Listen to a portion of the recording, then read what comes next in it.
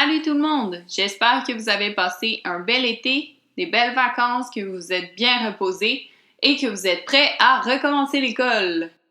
De notre côté, on a passé un super bel été, on s'est reposé et on vous revient en force cette année. Personnellement, moi, j'ai recommencé l'école il y a 2 semaines. Voici à peu près de quoi j'avais l'air dans mes cours la première semaine. C'était assez terrible.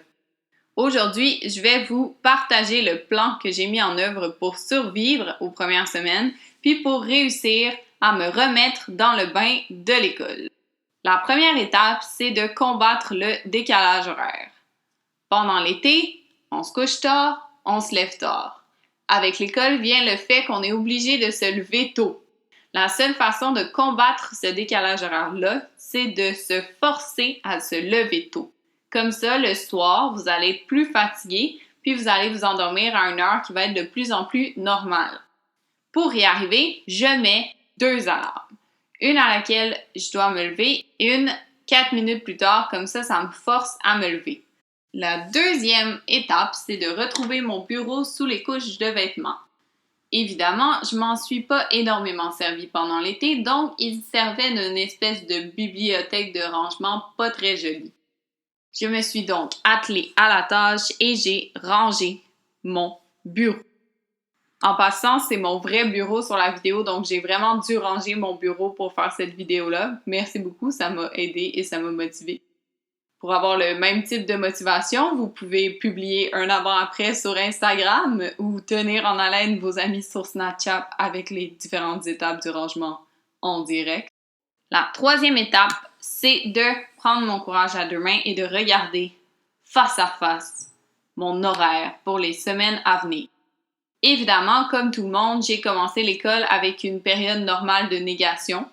Après avoir pleuré un bon coup, j'ai regardé la réalité en face. Je me suis mouchée, je me suis assis à mon bureau, maintenant tout propre, pour écrire tous mes cours, mes devoirs et mes examens dans mon agenda.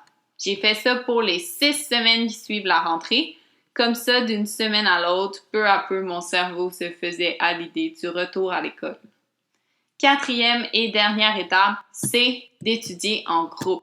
Parce que vous savez comme moi que les premières semaines, la chose la plus difficile, c'est de se mettre au travail, de s'asseoir et de faire ses devoirs pour vrai.